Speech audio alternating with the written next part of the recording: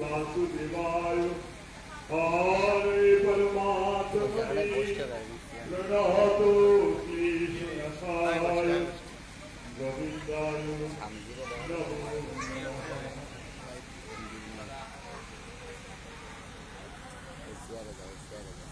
आज এই শুভক্ষণে প্রণব মঠের সন্ন্যাসী ব্রহ্মচারী সেবক বৃন্দ এই বাড়িতে উপস্থিত হয়েছে। আমি স্বামী বিজয়ানন্দ, আমার পাশাপাশি আছেন ব্রহ্মচারী শ্যামল, ব্রহ্মচারী বড়রা এবং সেই সাথে আমাদের রামনাথপুর আশ্রমের সেবকবৃন্দ যারা ঘুরে আসেন বা কেউ আছেন, এই ছেলেগুলো সব আমাদের সাথে আছে। আমরা কি উদ্দেশ্যে এসেছি, কেন এসেছি? এই কয়েকদিন পূর্বে এই বাড়ির গৃহিণী অময়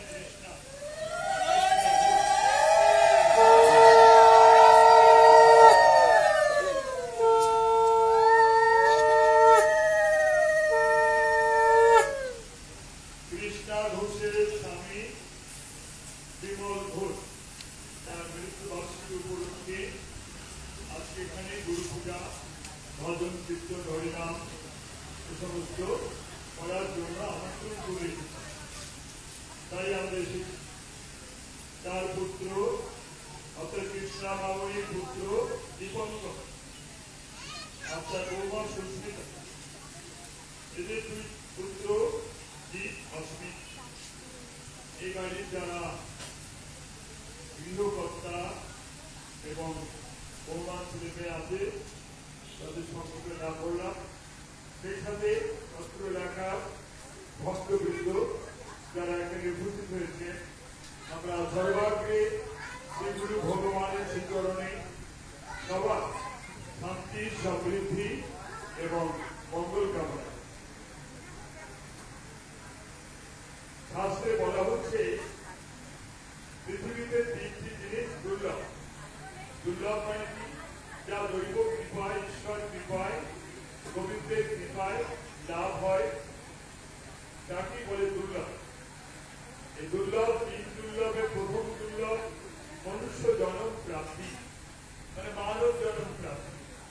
সৃষ্টিকর্তা একজনই, তিনি গরু, ছাগল, কুকুর, হাসি, ঘোড়া সৃষ্টি করেছেন, কিন্তু আমাদের তিনি মানুষ রূপে সৃষ্টি করেছেন। এটা আমাদের একটি পরম প্রাপ্তি, পরম আশীর্বাদ যে আমরা মানুষের জন্মাতে পেরেছি। আর যদি আমরা গরু, ছাগল, কুকুরের জন্মাতাম তাহলে কি এখানে এসে আমরা বলতে পারতাম? আর গরু, ছাগল, কুকুরের এই তো নিতেন, এই ধরনের সময় আমাদেরও তাড়িয়ে দিত। যদি আমরা গরু, ছাগল, কুকুরের জন্মাতাম আমরা এখানে বলতে পারতাম। এটা আমাদের পরম সৌভাগ্য যে আমরা মানব জন্ম দিই। এরপর দ্বিতীয় সৌভাগ্য হচ্ছে সদ্গুরুর আশ্রয় প্রাপ্ত। মানব জন্ম পেয়ে যদি সদ্গুরুর আশ্রয় না লাভ হয় তবে জীবনের কোনো মূল্য থাকে না। हम लोगों पर भगवान का बहुत कृपा है जो मनुष्य जन्म मिला। हमारे ऊपर भगवान ने बहुत कृपा से कि हमरा मानव जन्म पेয়েছি। इसी मनुष्य जन्म होकर भी हम सद्गुरु कृपा से वंचित रह जाए तो ये हमारे लिए दुर्भाग्य की बात है। अर्थात यदि আমরা এই মানব জন্ম পেয়ে সদ্গুরু কৃপা লাভ করতে না পারি, মানব জন্ম পেয়ে যদি সদ্গুরুর আশ্রয় লাভ না হয় তাহলে জীবন প্রাপ্ত হয়ে যায়। আর গুরু কৃপা হবে যদি গোবিন্দের প্রাপ্তি হয়।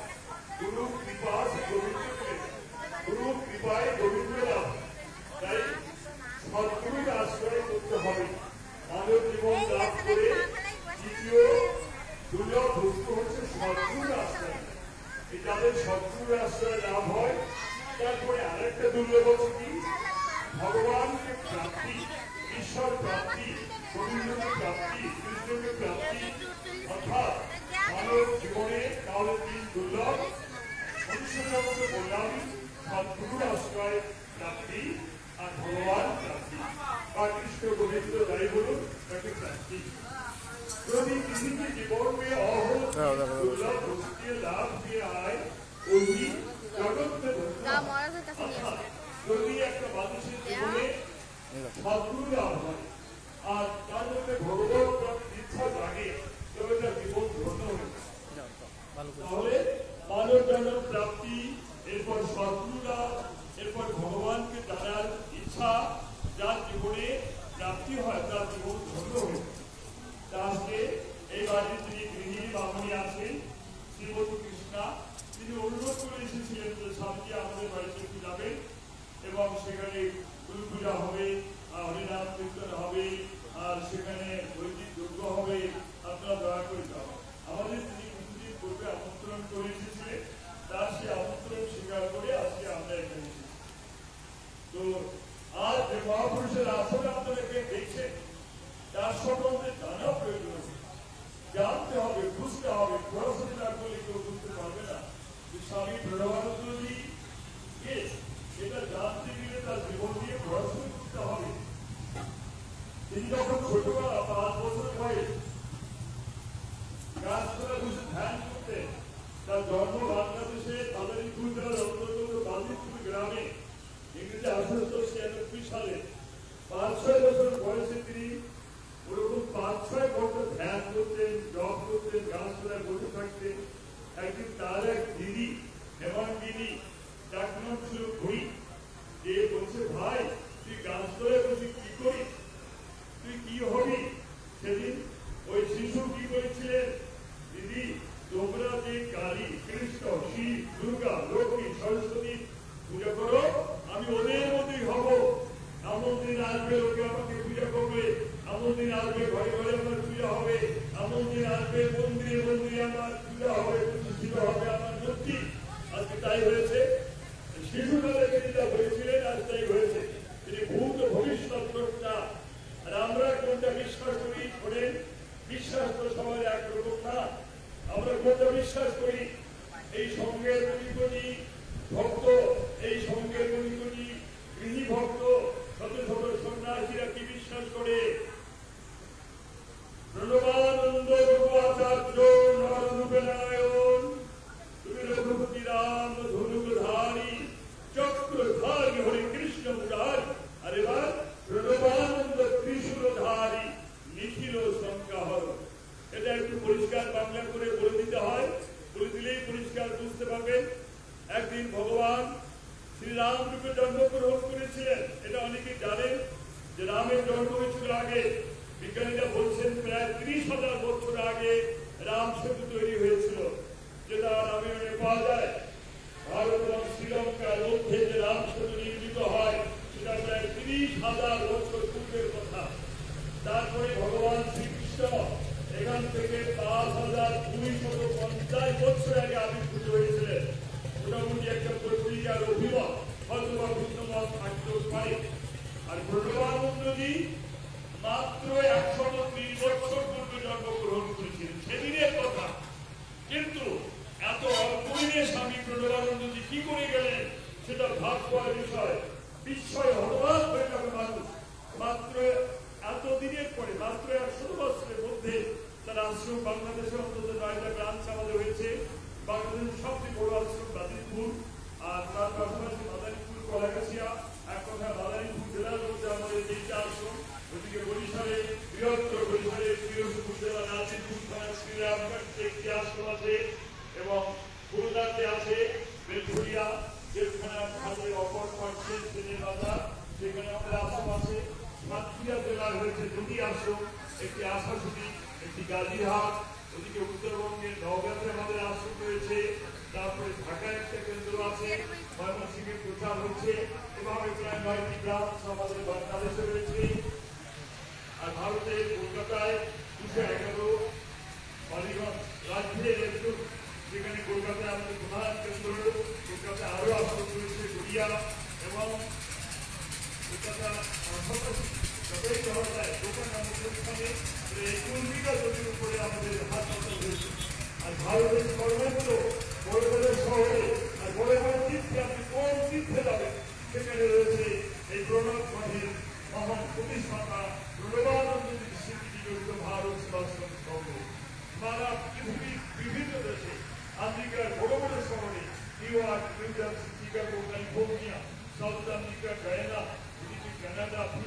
না। এত দেশে মাত্র 100 বছরের মধ্যে তিনি আসন প্রতিষ্ঠা করেন। কতগুলো শক্তি নিয়ে তিনি জগতে আবির্ভূত হয়েছেন। তিনি বলেছেন আমি সহস্র গুণ শক্তি নিয়ে এই পৃথিবীতে আবির্ভূত হয়েছি। তাই একটু আগে বলছিলাম তিনি একদিকে রামরূপে জন্মগ্রহণ করেছিলেন, তার হাতে কি ছিল? ধনুর্বাণ। আবার তিনি আবার পরবর্তীকালে কৃষ্ণ রূপে জন্মগ্রহণ করেছিলেন। শ্রীকৃষ্ণের ছোটবেলা কি ছিল? বাঁশি ছিল। পরবর্তীকালে শ্রীকৃষ্ণের অস্ত্র কি? সুদর্শন চক্র। এটি হচ্ছে কৃষ্ণের অস্ত্র। আর আমরা বিশ্বাস করি যিনি রাম, তিনি কৃষ্ণ, তিনি স্বামী প্রণবান রূপে জন্মগ্রহণ করেছেন। হয়তো অনেকে বিশ্বাস হবে, অনেকে বিশ্বাস হবে না। প্রণব নামটি কি? প্রণব নামের অর্থ কিন্তু কৃষ্ণ। প্রণব নামের অর্থই কৃষ্ণ। কোথায় পাবেন? গীতার 7ম অধ্যায় 8 শ্লোক পড়ুন, পেয়ে যাবেন। রসহমস্যু কৌন্তেয় প্রভা অশ্মি শশী সূর্যয়া প্রণব সর্ববেদেষু শব্দে বহু। এই প্রণব শব্দটি গীতার মধ্যে রয়েছে। প্রণবানন্দজির নাম, আমরা যাকে গুরুরূপে পূজা করি, তার নাম প্রণব, প্রণব আনন্দ। এই প্রণব মানে কি? প্রণব মানে কৃষ্ণ। প্রণব মানে কৃষ্ণ, শুনে রাখুন। আর যারা এই আশ্রম থেকে দীক্ষিত হয়েছে তারাও ভালো করে শুনে রাখুন। প্রণব শব্দের অর্থ কৃষ্ণ। কোথায় আছে? গীতায় আছে। 7ম অধ্যায় 8 শ্লোকে পাবেন এই প্রণব নাম। প্রণব নামের অর্থ কি? প্রণব নামের অর্থ কিন্তু ওঙ্কার। এতে অর্থাৎ ওঙ্কার উচ্চারণ করলে কিন্তু ভগবানের নাম হয়, ভগবান কৃষ্ণের নাম হয়ে যায় ওঙ্কার। ভগবান বলছেন আমার এক নাম ওঙ্কার। একে গীতায় বলা হয় অক্ষর ব্রহ্ম। আমরা একটা বই পড়ে থাকি শ্রীকৃষ্ণের অষ্টগ্রহ শতনাম, সেখানে শ্রীকৃষ্ণ ভগবানের 108টি নাম পাওয়া যায়। আবার বলা হচ্ছে অনন্ত কৃষ্ণের নাম অনন্ত মহিমা, নারদ আদি ব্যাস দেবে দিতে নারে সীমা।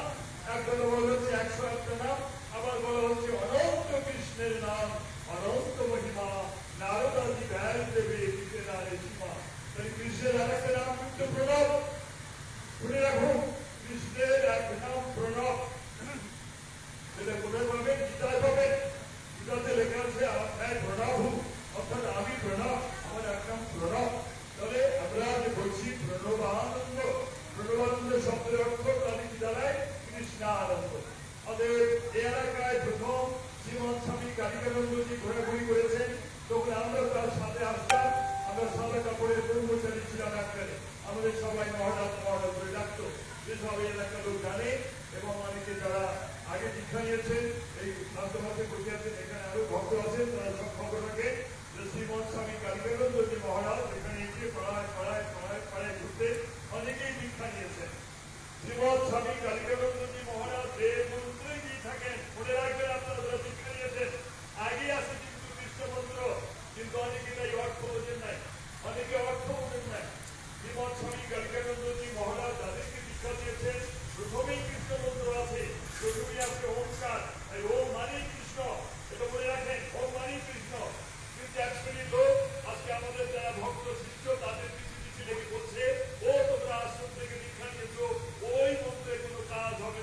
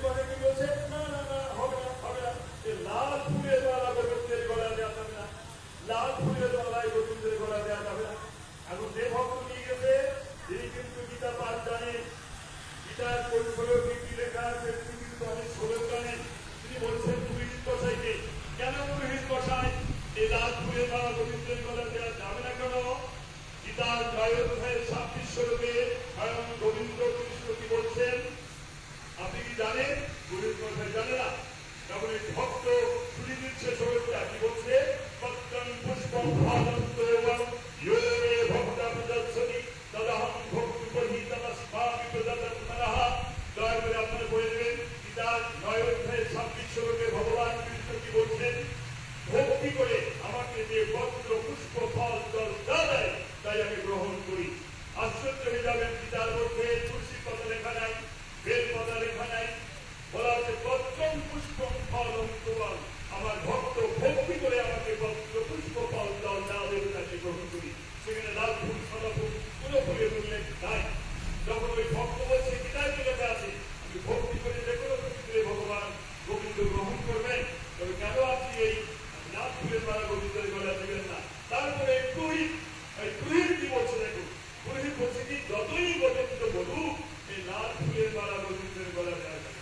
তারপরে ওই গীতা বলে, তারপরে পুরোহিতের গীতার জ্ঞান নাই। এই পুরোহিত গীতা যে কি জিনিসটা ভালো করে দেখে। ব্রাহ্মণ হওয়া যায় শুরু, আমরা ছোটবেলা থেকে ভুল শিখে আসছি, একবার ভুল শিখে আসছি কি ব্রাহ্মণের ছেলে ব্রাহ্মণ হয়, এই আমরা শিখে আসছি। এখন দেখছি না ভুল কথা। গীতায় কি বলা হচ্ছে? গীতা সদর সন্ধ্যায় লেখা আছে ব্রাহ্মণের গুণ সম দম তপঃ শৌচম শান্তি রাজ্যম এব জ্ঞানম বিজ্ঞানম আস্তিক্যম ব্রহ্ম কর্ম স্বভাবজম। গীতার 9টা গুণ অর্জন করতে পারলে ইউ মে বি এ ব্রাহ্মণ। আপনার যে কোনো কেউ ব্রাহ্মণ হতে পারবে। 9টা গুণ সম, সম মানে কি? মনের সংযম, মনকে সংযত করতে হবে। এই হিংসা ত্যাগ করতে হবে মনকে। হিংসা আশ্রয় করেছে আজকে সাধুদের ভিতরে, যারা কিনা গেরুয়া বসন করে, তারা তিলক কেটে মালাধারী, এদের মধ্যে হিংসা সবচেয়ে বেশি। কিন্তু সাধারণ লোকের মধ্যে অতটা হিংসা নেই। আমি যা বিভিন্ন গ্রামে গ্রামে বাংলাদেশের এ প্রান্ত প্রান্ত দেখছি, হিংসা আশ্রয় করেছে এই ভগবানের ভক্তদের, যারা কিনা ওই ভক্তের ড্রেস করে, যে আমাদের মধ্যে গেরুয়া বসন করা, মালাধারী, তিলক কাটা, এদের ভিতরে দেখছি হিংসা বেশি। কিন্তু সাধারণ মানুষের মধ্যে অত হিংসা নেই। তাই আজকে আমাদের বলতে হবে যে আমাদের মতো গেরুয়া বসনধারী সবার মন থেকে হিংসা ত্যাগ করতে হবে। আর মালাধারী, তিলকধারী, টিকি কাটা, যে সমস্ত যত মানে মালা নিয়ে ঘোড়ার মধ্যে জপ করেন, এই মন থেকে আগে হিংসাটা ত্যাগ করুন। আর হিংসা ত্যাগ না করলে ওসব সাধু থেকে কোনো লাভ নাই, কোনো লাভ। গীতায় যা বলছে আপনারা মানবেন না, কোন ধরনের পুরুষ আছে? গীতায় বলা হচ্ছে আমার ভক্ত ভক্তি করে যা দেবে তাই আমি গ্রহণ করি। সেটা আপনারা মানবেন না, সেটা পড়াশোনা জানেন না, ব্রাহ্মণের ব্যাখ্যা জানেন না। ওদিকে পুরোহিত তিনি করছে সব। ধর্ম মানে কি? ভোগের ব্রাহ্মণের ব্যাখ্যা কি? সম, মনের সংযম, মনে মনে অচিন্তা কুচিন্তা বাদ দিতে হবে। মনে একরকম বাইরে একরকম থাকা যাবে না, মনকে সংযত করতে হবে। সম দম, দম মানে ইন্দ্রিয় সংযম, কাম ক্রোধ লোভ মদ মোহ আশ্চর্য, এগুলোকে দমন করতে হবে, এগুলোকে বশীভূত করতে হবে। সম দম তপঃ, সাধনা তপস্যা করতে হবে, সরস্বতীর কাছে শিক্ষা গ্রহণ করতে হবে, সাধনা তপস্যা করতে হবে।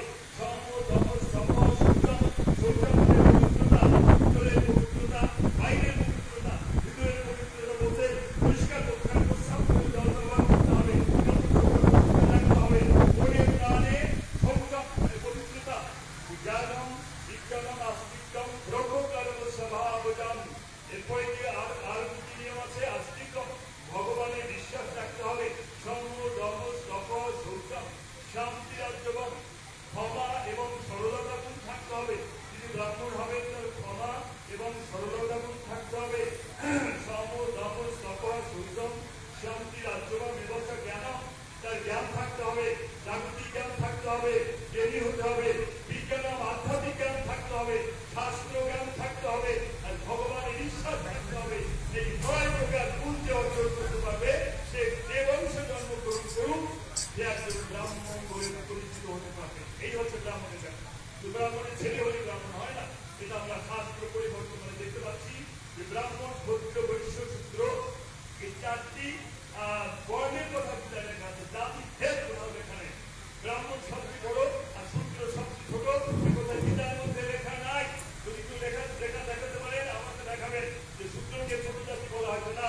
গীতার মধ্যে কাউকে ছোট কাউকে বড় বলা হয়নি। কাউকে ব্রাহ্মণের গুণ, ব্রাহ্মণ আর বৈশ্য যারা হবেন, বৈশ্য তারাই যারা ব্যবসা বাণিজ্য কৃষি পশুপালন করবেন, এই জাতীয় লোক বৈশ্য নামে পরিচিত হবেন।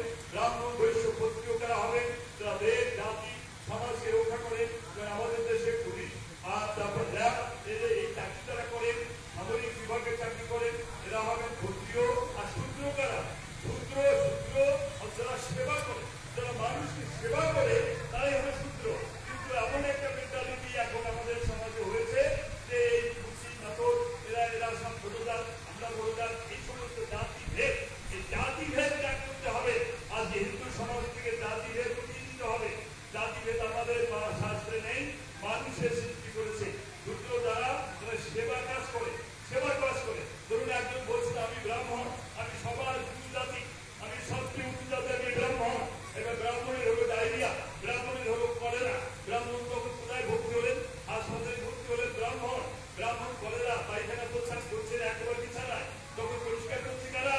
ওই যাদেরকে ঘৃণা করেন, সুইপার বলেন, তারা এসে সেবা করছে, ডাক্তার নার্স এসে সেবা করছে, ওরা সেবা করে আপনাকে বাঁচিয়ে দিল। আপনি ব্রাহ্মণ, আপনি ব্রাহ্মণ, ওই শূদ্রের কাছে ঋণী হয়ে গেলেন, ওই সুইপারের কাছে আপনি ঋণী, যেহেতু সে সেবা করে আপনাকে বাঁচিয়েছে। তাকে আপনি ঘৃণা করবেন কেন? তাকে ঘৃণা করলে কৃষ্ণ খুশি হবেন না, তাকে ঘৃণা করলে গোবিন্দ খুশি হবেন না। এটা মনে রাখবেন যে মানুষকে ঘৃণা করে, মানুষকে ছোট করে ভগবানকে লাভ করে যায় না, গোবিন্দকে লাভ করে যায় না। তারপরে আবার ইদানিং শুরু হয়েছে সুট মারবো, এই তুমি শুয়ে দিলে আমি খাবো না, তুমি রান্না করে দিলে আমি খাবো না। আমি এমন একটা ঘটনা শুনেছি যে কোনো একটা বাড়িতে কতগুলো প্রভু গিয়েছে, আজকে প্রভুরা বলছে আমরা তোমাদের বাড়িতে খাবো না, আর তোমরা চাল ডাল দিলে তবে রান্না করে খেতে পারে। এখন ওই গৃহস্থ লোকেরা কি করবে? চাল ডাল ভাজি করে ধুয়ে দিতে সব দিয়েছে, এখন সে প্রভুরা রান্না করবে, যে রান্না করে দিলে খাবে না। এখন হাড়িতে ভাত চাপানো হয়েছে, যিনি রান্না করছিলেন তিনি কোনো কারণবশত একটু বাইরে গেছেন, আমরা সব ভাতের ফ্যান উঠে পড়ে যাচ্ছে, কাছে কোনো লোক নাই, এখন বাইরে আর বৌমা চিন্তা করছেন তাই তো ভাতের ফ্যান উঠে পড়ে যাচ্ছে, বা বাড়ির বৌমাটা কি করলেন? ওই কাঠটা একটু টেনে ডালটা কমিয়ে দিন, তার মানে ভাতের ফ্যানটা যদি না পড়ে কাঠটা টেনে একটু বাইরে টেনে দিয়েছে, ইতিমধ্যে একটু বেঁচে গেছে। হ্যাঁ, কি বলে তুমি এটা সিঙ্গিলি করো, এ তো আর খাওয়া যাবে না। এ বৌমা তেমন কিছু করে নেই, শুধু কাঠটা একটু টান দিয়ে দিয়েছে, কাঠটা টান দিয়ে ডালটা কমিয়ে দিয়েছে যাতে ফ্যানটা না পড়ে, ওইটুকু করছে। একটা বাড়ির বৌমা সে কি করে দেখে যে ভাতের ফ্যান পড়ে যাচ্ছে, ভাতটা নষ্ট হয়ে যাবে, কোনো লোক নেই, তখন ওই কাঠের ডালটা কমে এই তখন একটু কি করলে আমরা রান্না করে তুমি শুয়ে দিলে এটা আর খাওয়াবো, আবার ওর বাতাও আবার চালাবো, আবার রান্না হলো। এই সমাজে চলছে, এই সমাজে খাবো না, ওর খাবো না, এর খাবো না, ওর খাবো না। মানুষকে ঘৃণা করে কি গোবিন্দকে লাভ করতে পারবে? আমি তো এগুলো বুঝতে পারি না।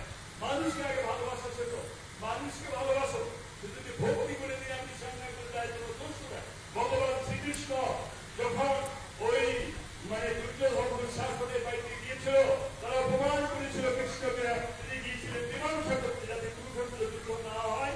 ভগবান কৃষ্ণ কিন্তু মীমাংসা করতে গিয়েছিলেন, তারা তাকে অপমান করেছে। অপমান করলে ভগবান কৃষ্ণ কোথায় গেলেন? বিদুরের ঘরে গেলেন। বিদুরের বহু বড় ভক্ত ছিল, সে একটা কলা খাওয়াবে, কৃষ্ণকে কলা দিবে। কলার খোসাটা ছাড়িয়েছে, কলার খোসাটা ছাড়িয়ে শ্বাসটা কৃষ্ণকে দিবে, কিন্তু সে ভাবে এমন বিভোর হয়েছে বিদুরের বউ যে কলার খোসা ছাড়িয়ে সে কলার খোসাটাই কৃষ্ণকে তুলে দিয়েছে, শ্বাসটা দিকে ঢুকে গেছে। তখন কৃষ্ণ ভগবান কি করবেন? সেই কলার খোসাই মানে ভক্তদের ভক্তি করে দিয়েছে, সেই কলার খোসা চিবাচ্ছে ভগবান কৃষ্ণ। ভগবান কৃষ্ণ তো আমাদের এগুলো শেখাতে, এগুলো একে ঘৃণা করো, ওকে ঘৃণা করো। আচ্ছা, দ্রৌপদী আমরা মহাভারত করে পাই, দ্রৌপদী তো ব্রাহ্মণের বউ ছিল না, দ্রৌপদী ছিল ক্ষত্রিয়ের বউ। দ্রৌপদী যখন রান্না করতো তখন সেইকালে মুনি ঋষি সবাই দ্রৌপদী রান্না কিন্তু গ্রহণ করতো। ইদানিং দেখছি এর সব খাবো না, ওর সব খাবো না, ওর রান্না খাবো না, ওর শুয়ে দিলে নষ্ট। তা আমি তো মনে করি যে সব সাধু শুয়ে দিলে নষ্ট হয়ে যায়, সেই সব সাধু সমাজের কি কল্যাণ করবে? যারা শুয়ে দিলে নষ্ট হয়ে যায়, ঠাকুর সে ঠাকুর সমাজের উন্নতি করতে পারে। যে ব্রাহ্মণ বা যে সমাজের সাধু শুয়ে দিলে নষ্ট হয়ে যাবে, সে অন্যের মঙ্গল করতে পারবে না কোনো দিন। আমরা এই প্রণাম করে স্বামীরা করি, ঠাকুরের চরণ শুয়ে প্রণাম করো। এমন অনেক মন্দির আছে, এরকম যথেষ্ট আছে, এরকম মন্দির যথেষ্ট আজও আছে, ঢাকা শহরও আছে এরকম মন্দির। ওই যে মানে ঘরে যাওয়া যাবে না, দূর থেকে প্রণাম করো, এই সব শুয়ে না। কিন্তু এটা চিনে না প্রণাম ভারত সংস্কৃতি সংঘ কোন ধরনের প্রতিষ্ঠান। আমরা মানুষকে ডেকে ডেকে আনি, ঠাকুরের চরণে প্রণাম করো, ওখানে মাথা দিয়ে প্রণাম করো।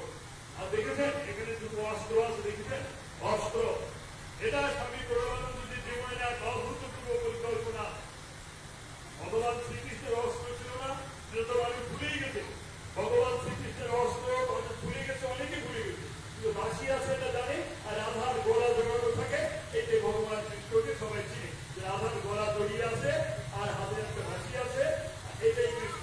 কিন্তু পরবর্তীকালে কৃষ্ণের যে একটা অস্ত্র ছিল, এটা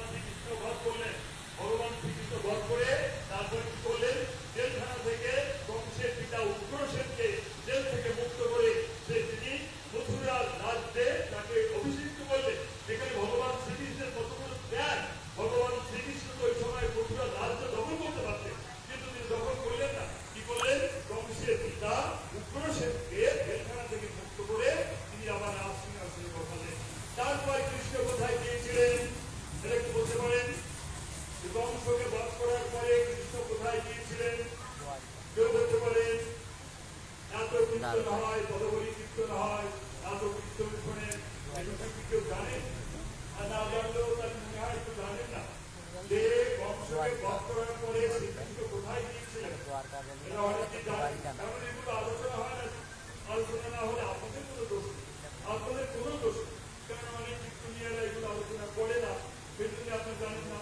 আমার কাছে শুনে এবার কংসকে বধ করার পরে কৃষ্ণ কোথায় গিয়েছিলেন? কৃষ্ণ গিয়েছিলেন গুরুর আশ্রমে। গুরুর আশ্রমে গিয়েছিলেন, গুরুর নাম ছিল শান্তিপণি, গুরুর আশ্রম ছিল অবন্তিপুর। অবন্তিপুর নামক জায়গায় কৃষ্ণের গুরুর আশ্রম ছিল।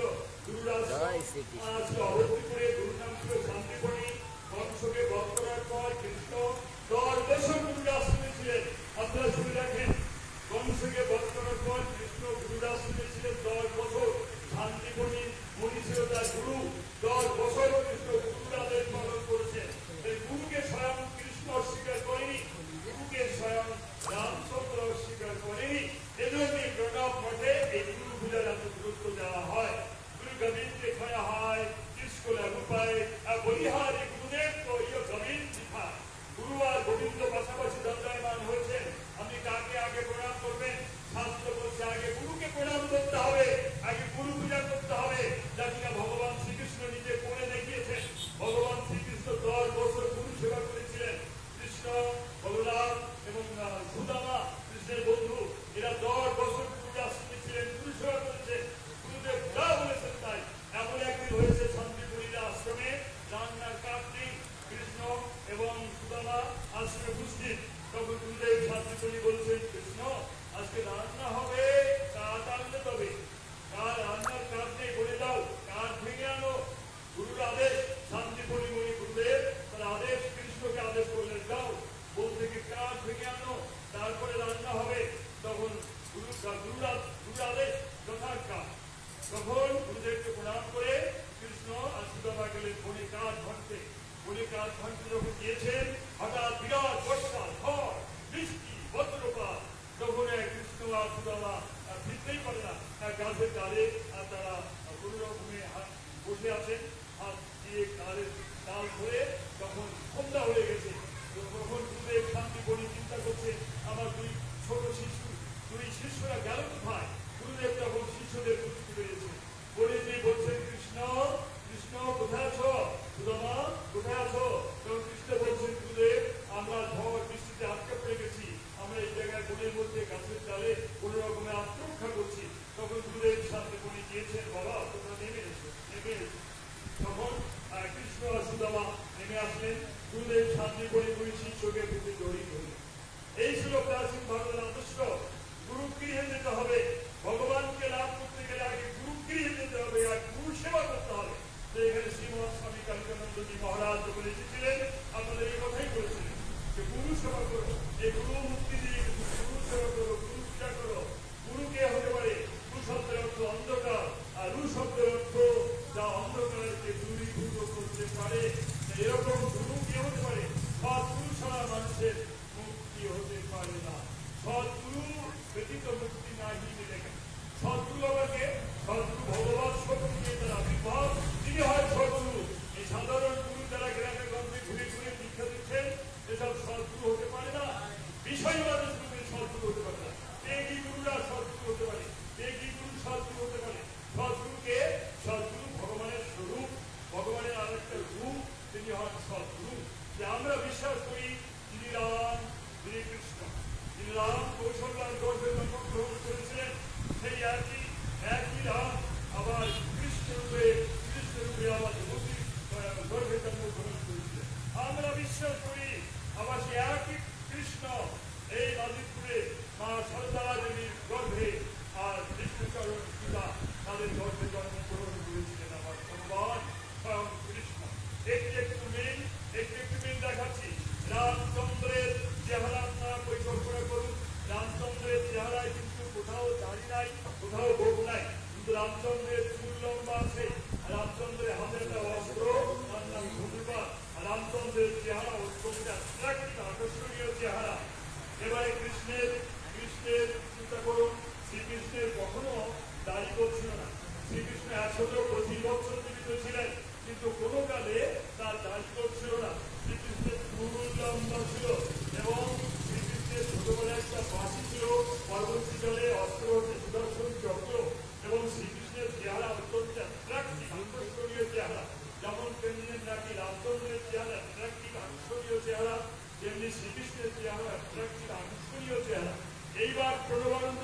দেখান, প্রণবানন্দজিকে একবার দেখান।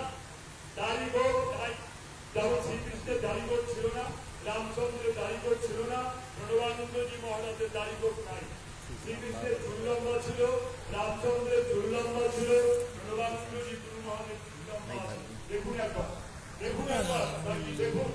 আর রামচন্দ্রের একটা অস্ত্র ছিল, তার নাম ধনুবান। শ্রীকৃষ্ণের অস্ত্রের নাম সুদর্শন চক্র, আর প্রণবানন্দজির অস্ত্রের নাম ত্রিশূল।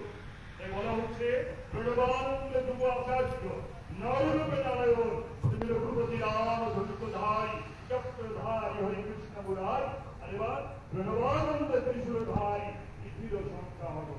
তাই যারা এখান থেকে দীক্ষা নিয়েছেন, কালিকানন্দ সার্টিফিকেট দীক্ষা নিয়েছেন, তারা তো অনেক পরিচিত এত আর কতবার সুযোগ পাননি। আসলে এখানে যখন বীজ জন্মায় তো কি কথা বলবেন, কিন্তু পড়াশুনো না করলে সব দ্বারা যাবে না। আমি 50 বছর ধরে এই সমস্ত বিষয় পড়াশুনো করছি, 50 বছর ধরে পড়াশুনো করছি, আজও পড়াশুনো করি। তাহলে এটা বিশ্বাসের ব্যাপার। আমার বিশ্বাস হয়েছে, আমি এই গুরুর মধ্যে কৃষ্ণকে দর্শন করি, আমি গুরুর মধ্যে শিবকে দর্শন করি, আমি গুরুর মধ্যে বেদাদিকে দর্শন করি। তাই তো বলা হচ্ছে গুরুর ব্রহ্মা, গুরুর বিষ্ণু, গুরুর দেব মহেশ্বর, গুরুরেব পরম ব্রহ্ম, তস্मै শ্রী গুরবে নমঃ। আবার সর্বশেষে কি বলা হচ্ছে, তমেব মাতা চ পিতা তমেব, তমেব বন্ধুস্য স্বার্থা তমেব, তমেব পিতা বিনাং তমেব, তমেব সর্বং মম দেব দেব। গুরুকে আমরা ব্রহ্মা বিষ্ণু মহেশ্বর বলছি, আর তমেব মাতা তোমারি, তুমি দুর্গা মা, লক্ষ্মী মা, সরস্বতী মা, কালী মা, জগদ্ধাত্রী মা।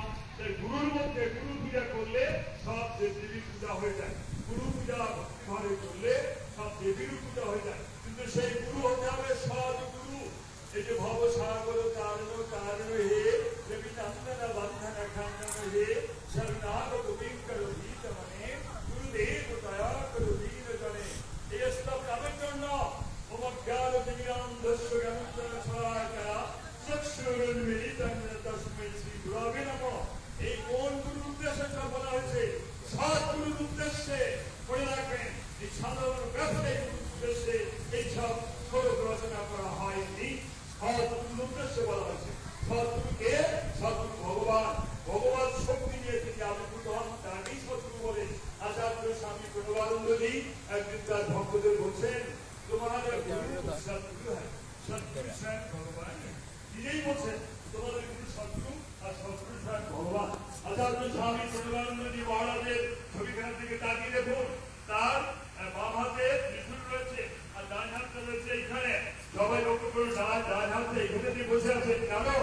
এই ভক্তটাকে প্রণাম করবে, অমনি ডান হাতে তার বাবা আশীর্বাদ করবেন। আর কি বলবেন? তোমার জন্ম জন্মান্তরে পাপটা রাত থেকে আমি গ্রহণ করলাম, আজ থেকে তুমি নিষ্পাপ পবিত্র মুক্ত। তিনি মাত্র 40 বছর 11 মাস সময় তিনি দেহত্যাগ করেছে, 45 বছর বলা যায়। কিন্তু দেহত্যাগ করার পরে তিনি আবার দেখা দিয়েছেন, অনেককে দেখা দিয়েছেন। স্থূল দেহ পরিবর্তন করने के পর তার শক্তি বিনাশ নাই হতো, তার শক্তি নষ্ট হয়নি, তার শক্তি এখনো কাজ করছে। আমাদের স্বামীজির কথা বলে আমি সংক্ষেপে বক্তৃতা শেষ করবো। গুরু মহারাজ যখন কলকাতায় দেহত্যাগ করেন 1948 সালে, তখন তিনি নির্দেশ করে দিয়েছিলেন, আমি যেখানে দেহত্যাগ করি আমার দেহ বাংলাদেশে বাদুরপুরে ওখানে সমাহিত করি, যেখানে তিনি সাধনার সিদ্ধি লাভ করেছেন। সাধনার সিদ্ধি লাভ অত সহজ নয়। মানে 1 ঘন্টা করে ঘুমাতেন, 6 বছর তিনি ঘুমাতেন। একটা মানুষ ভাবতে পারে 6 বছর না ঘুমালে? প্রণবানন্দজির জীবনী এটা। 1 ঘন্টা ঘুমাতেন আর 6 বছর ঘুমাননি। আর মাত্র 20 বছর বয়সে সিদ্ধি লাভ করে আরো সিদ্ধাচার্য ভক্ত ছিলেন। সিদ্ধি লাভ মানে কি? তার মধ্যে ভগবত শক্তি বিকাশ প্রকাশ হয়ে গেল মাত্র 20 বছর বয়সে। এই 20 বছর বয়সে সিদ্ধি লাভ করলেন, তারপরে তার ভগবত শক্তি জাগ্রত হলো। তার উপরে কি বললেন? कठोर साधना से इस शरीर में, इस जीवन में जो महाशक्ति का आविर्भाव हुआ है, वही महाशक्ति समस्त जातियों के वहां मुक्ति लाने में समाप्त हुआ है। तुम जाओ घर घर में, आवो वृद्ध बंदा सभी को इस महाशक्ति के संस्पर्श में ले आओ। अर्थात की बोले कठोर साधनाয় हमारे এই শরীরের জীবনে যে মহাশক্তির স্ফুরণ ঘটিয়াছে, সেই মহাশক্তি সমগ্র জাতি মহামুক্তি আনন্দের সমর্থ। যাও তোমরা ঘরে ঘরে আবার বৃদ্ধ বনিতা সকলকে এই মহাশক্তি সংস্পর্শে আনয়ন করো। এই বলি দেহত্যাগ করলেন কলকাতায়, তারপর বাজিতপুরে আনা হল। গুজরাট থেকে আমাদের এক ছাত্রী শ্রীমৎ স্বামী অদ্বৈতানন্দজি মহারাজ সংবাদ পেয়ে ট্রেনে রওনা হলেন। খাওয়া সব বাদ দিলেন, কিছুই খেলেন না। আগে উপবাস থেকে চলে এলেন কলকাতা। কলকাতায় যখন এসেছেন তখন গুরু মহারাজের দেহ, প্রণবানন্দজির দেহ বাংলাদেশে নিয়ে আসা হয়েছে বাজিতপুরে। তিনি আর দর্শন পাননি, তখন তিনি আষাঢ় খেয়ে পড়ে গেছেন। আষাঢ় খেয়ে পড়ে গেছেন মানে গুরুদেবকে সেই দর্শন আর পাননি। তাই তিনি সংকল্প করেছেন, আমি না খেয়ে উপবাসে আমি প্রাণ ত্যাগ করবো। আমাদের স্বামী অদ্বৈতানন্দজি এই দুঃখ করলেন যে গুরুদেবকে একবার সে জীবনে দেখতে পারেন না, আমার দেহ দেখে রাখি, আমি অনাহারে অনিদ্রায় প্রাণ পাত করবো। তিনি আর খাওয়া দাওয়া করছেন না, অনেকে অনুরোধ করছে খাওয়া দাওয়া করবেন না, সংকল্প। সেই রাত্রির ঘটনা করে রাখেন। গুরুদেব প্রণবানন্দজি দেহত্যাগ করেছেন, দেহত্যাগের পরের ঘটনা রাত্রিতে তিনি আবার আবির্ভূত হয়েছেন। ত্রিশূল নিয়ে আবার আবির্ভূত হয়ে ওই ছাত্রীকে বলছেন, রে তুই কি ভাবছিস আমি মরে গেছি? তুই কি ভাবছিস আমি মরে গেছি? আমার মৃত্যু নাই? এই দেখ আমি আবার আবির্ভূত হয়েছি, তোরা আমার প্রচার কর, দিকে দিকে আমার প্রচার কর। আমাকে যারা প্রাণ করে আমাকে ডাকবে আমি তাদের রক্ষা করবো। তিনি বলছেন, মেরে প্রতি সম্পূর্ণ বিশ্বাস রহকর, বীর भाव से पृथ्वी पर आगे बढ़ो, डर मत करो, मैं तुम्हारा रक्षा के लिए उद्धव त्रिशूल हाथों में तुम्हारा पीछे पीछे रहेगा। আর সবাই চিন্তিত, প্রত্যেকটি লোক চিন্তিত, অনিশ্চয়তা দুর্ভাবনা নিয়ে বাস করছে। কেন অনিশ্চয়তা এটা বলার কোনো অপেক্ষা রাখে না। প্রত্যেকটি মানুষ আপনারা চিন্তাগ্রস্ত, দুশ্চিন্তাগ্রস্ত, অনিশ্চয়তা।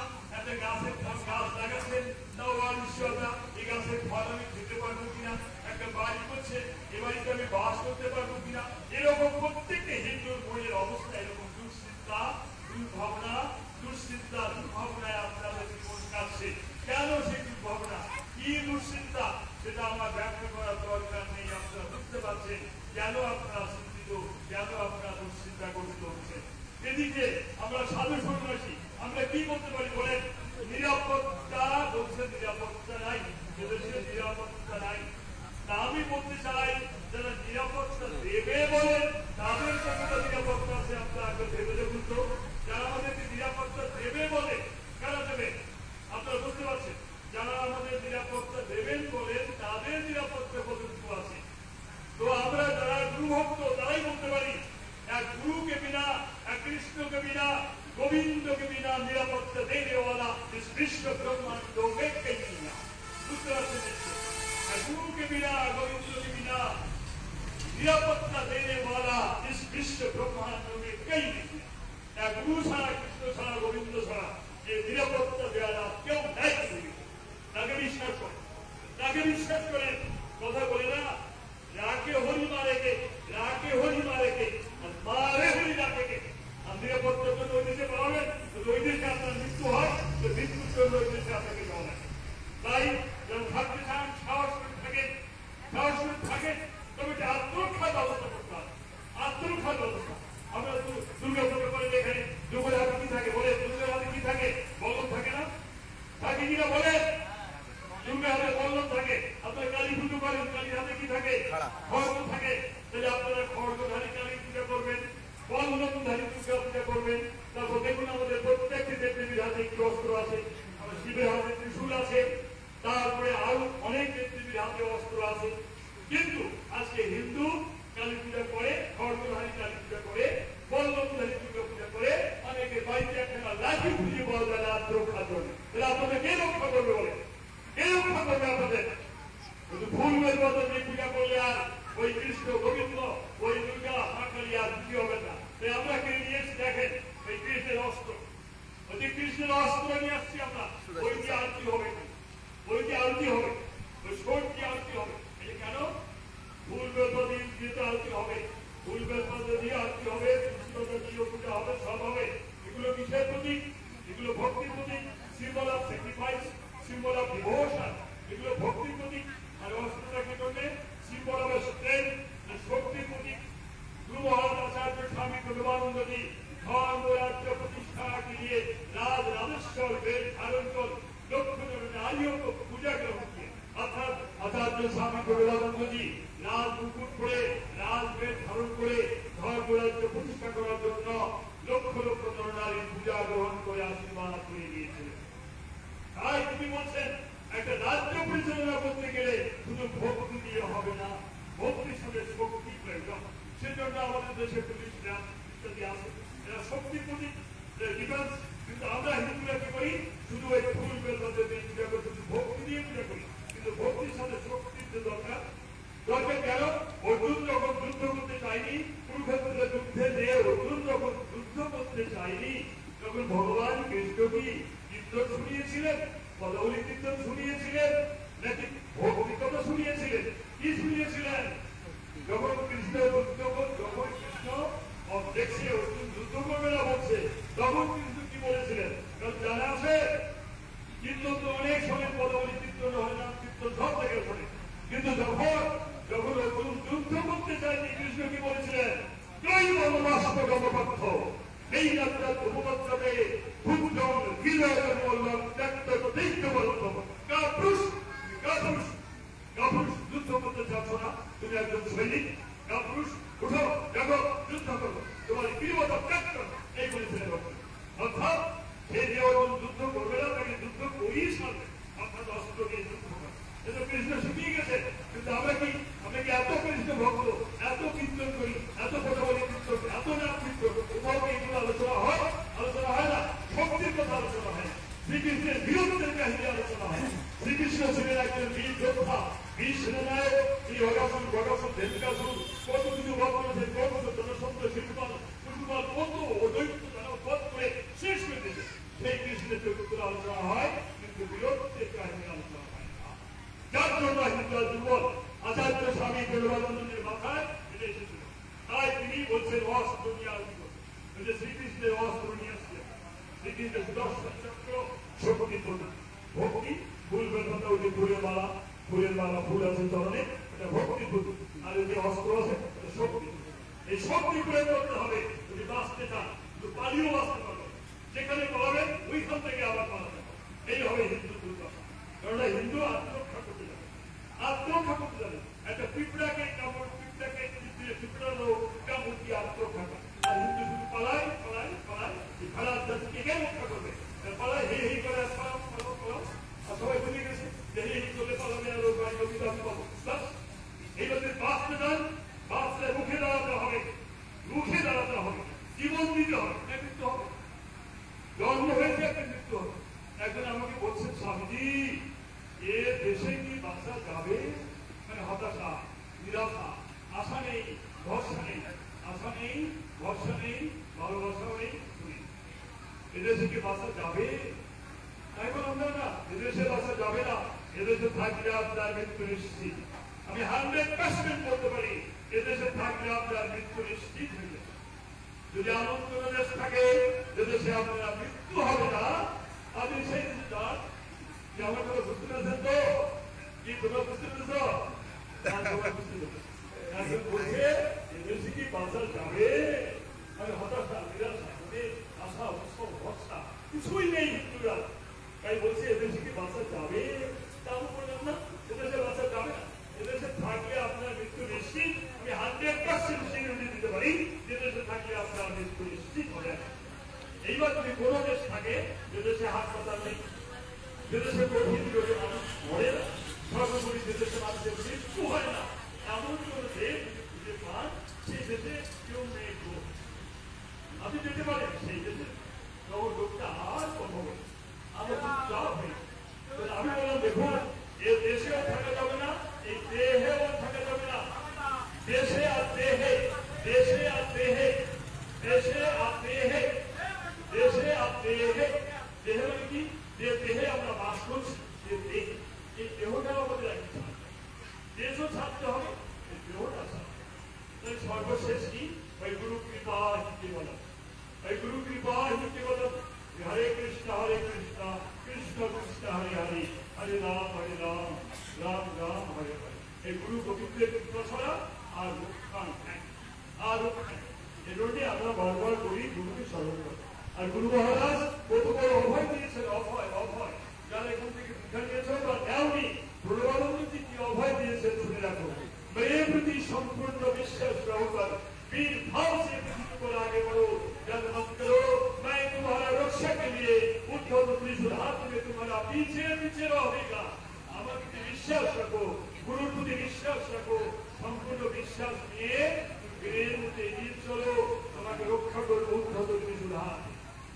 প্রিয় ভক্তবৃন্দ, আমরা সনাতন ধর্ম অবলম্বী। সনাতন ধর্ম কারে বলে? যে ধর্ম পূর্বে ছিল, ধর্ম বর্তমানে আছে, থাকবে, এই বিশ্বাস থাকবে। হিন্দু কারে বলে? যে হিন্দু কাজ করে না, সেই হচ্ছে। আমরা ঐক্যবদ্ধ হব। গ্রামে যদি দয়াগুলি থাকে দয়া করে বন্ধ করুন। এর বাড়ি যাবো না, ওর বাড়ি খাবো না, ও সমাজের লোক রান্না করলে ওর বাড়ি যাবো না, সব বন্ধ করুন। যদি বাঁচতে চান হিন্দু হিন্দু এক হয়ে যান, হিন্দু হিন্দু এক হয়ে যান, এক ধরে রাখেন। টাইটেল আমাদের কোনো শাস্তি ছিল। আপনাদের সবাই টাইটেল কভার করেন না? নামের শিক্ষার্থী টাইটেল সবাই আছে। টাইটেল হিন্দু হসপিটালে এই জন্য মেয়েরা ছুটি রাখো, মেয়েরা ছুটি রাখো। আর আপনাদের যখন মেয়ে বিয়ে দেবেন বা ছেলে বিয়ে দেবেন, ওই ছেলের টাইটেল দেখতে যাবেন না, মেয়ের টাইটেল দেখতে যাবেন না, মেয়ের গুণ দেখবেন, ছেলের গুণ দেখবেন। টাইটেল আমাদের হিন্দু শাস্ত্রে ছিল না। টাইটেল মানুষের সৃষ্টি করে, মানুষকে বড় করে, আর মানুষকে ছোট করে। এই ব্যাস বশিষ্ঠ বাল্মীকি যুগ শ্রমিক শঙ্করাচার্য জনক যুধিষ্ঠির রামচন্দ্র কৃষ্ণ ভীষ্ম ধনঞ্জয় শিবী যুধিষ্ঠি দিলীপ দাদা কর্ণ ধ্রুবতা বাহু হরিশ্চন্দ্র মধু গৌতম সাংখ্য প্রসাদ কপিল জনাস অত্রি বিশ্বমিত্র বুদ্ধ মহাবীর শঙ্কর রামানু জৈমিনী চক্রবর্তী ভরতদাস। টাইটেল শ্লোগান পিছনে কারোর পিছনে টাইটেল ছিল না। সীতা সাবিত্রী গায়ত্রী মৈত্রী গাজী তথা মৈত্রী মেয়েদের নাম, তাদের পিছনে টাইটেল ছিল। কিন্তু এখন সবার পিছনে একটা করে টাইটেল সৃষ্টি করেছে মানুষের। মানুষের সৃষ্টি করে কোনো কোনো টাইটেল শুনলে আমরা মনে করি অনেক বাবা উনি তো অনেক উঁচু পদের লোক। আবার কোনো কোনো টাইটেল শুনলে আমরা মনে করি যে এই টাইটেলের কোনো প্রমাণ আমাদের হিন্দু শাস্ত্রে পাওয়া যায় না। জাতি ভেদে কোনো প্রমাণ হিন্দু শাস্ত্রে পাওয়া যায় না।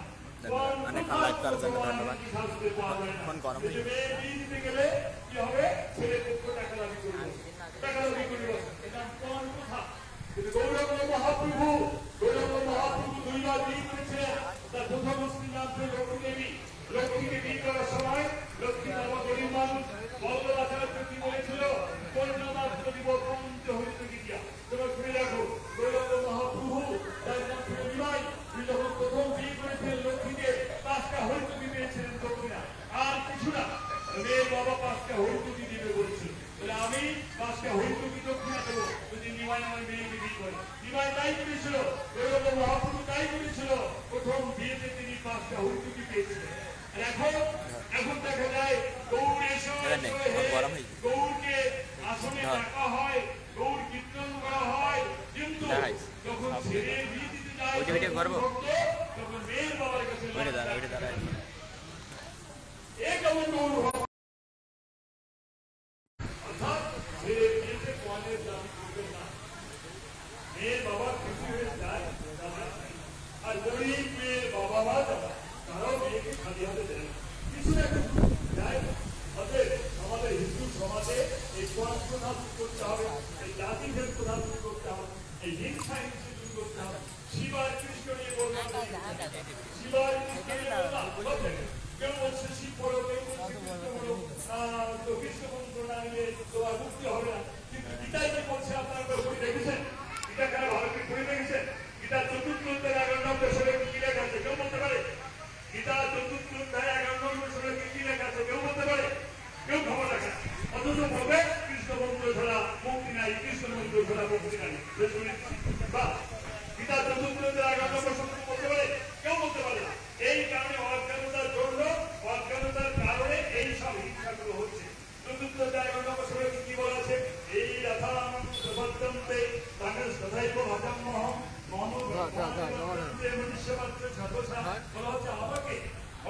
ভগবান বলছেন আমাকে যে যে নামে আহ্বান করে সব নামে সব পথে মানুষ আমাকে আসতে পারে, মুক্তি লাভ করতে পারে। অর্থাৎ তিনি কৃষ্ণ, তিনি শিব।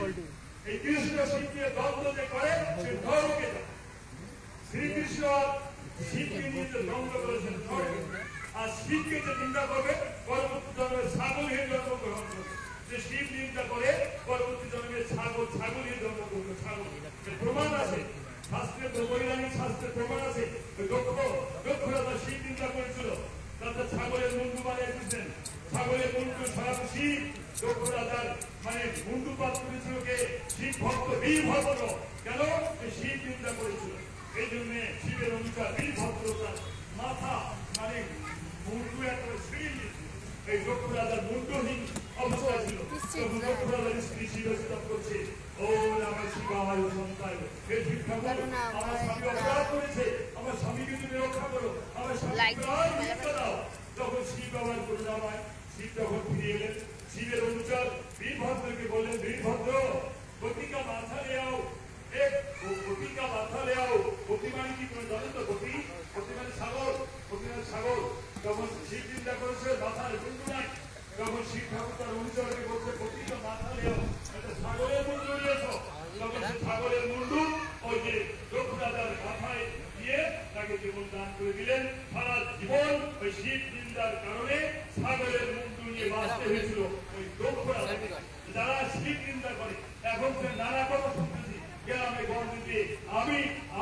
আমি অমুক ভক্ত আমি কৃষ্ণ ভক্ত আমি শিবের প্রসাদ খাই এক আশ্চর্য শিবকে ভাগবতে বলছেন শিব হচ্ছে পরম বৈষ্ণব শিব হচ্ছে পরম বৈষ্ণব যে পরম বৈষ্ণবকে অবহেলা করে কে বৈষ্ণব হতে পারে কে কৃষ্ণ ভক্ত হতে পারে কে ঠাকুরের ভক্ত হতে পারে যারা পরম বৈষ্ণব শিবকে বলা হচ্ছে মানে ভাগবতে বলা হচ্ছে শিব পরম বৈষ্ণব এই পরম বৈষ্ণবকে অবহেলা করে কি যে তারা করে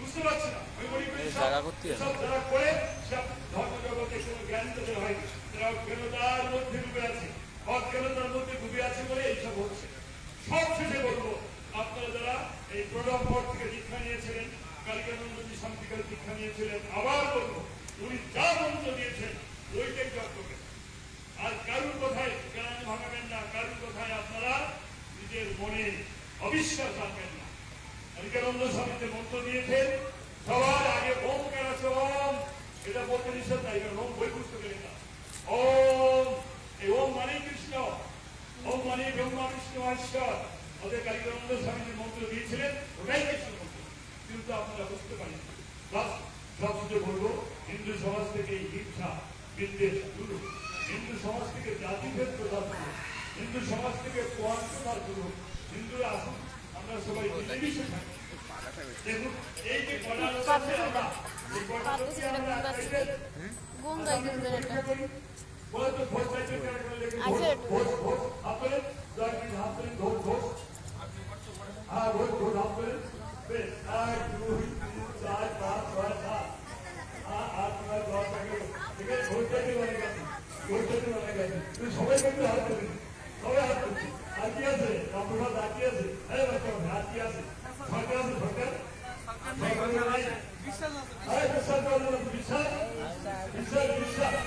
অবিশ্বাস করবে না আর কিছু ভোজ করা গেল আর কিছু বিশ্বাস করবে আর সারা বন্ধু সব নেই সারা বন্ধু এই সারা আর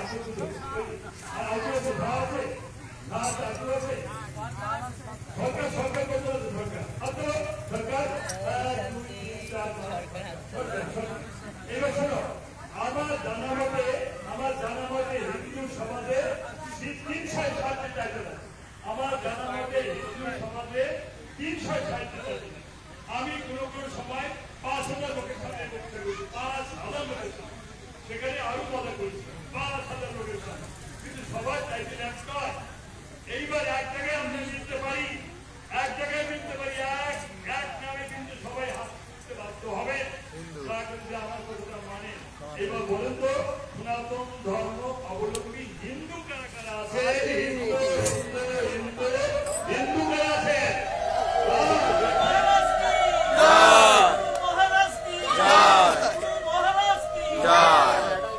এই স্বামী প্রণবাবতী টাকা ছাড়া দিতেই হবে আমি হাত দিতে পারবো না এটা ক্যামেরা দাও এই ক্যামেরা দাও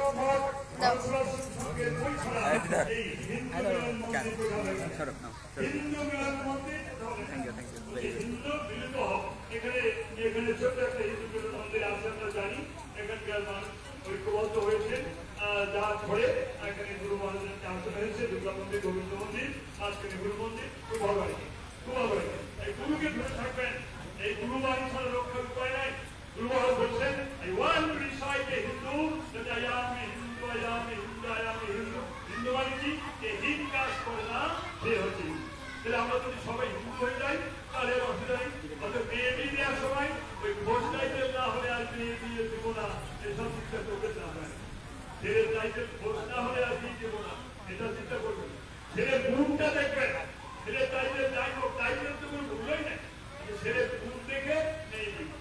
আর যারা কিনা ছেড়ে দিয়ে দেবেন এই একটা চাইতে দেখতে যাবে না এই বিধান শ্রদ্ধা ভক্তি আর যদি হিন্দু দেখেন তাকে সব দেখবেন এইভাবে যদি আমরা হিন্দু ঘরের যোগ্য ছেড়ে হিন্দু ঘরের যোগ্য মেয়ের সাথে বিবাহের সম্বন্ধ করতে পারি আস্তে আস্তে কিন্তু আমরা হিন্দুরা আগে যাবো हिंदू धर्म की महाराज जी की प्रधानमंत्री जय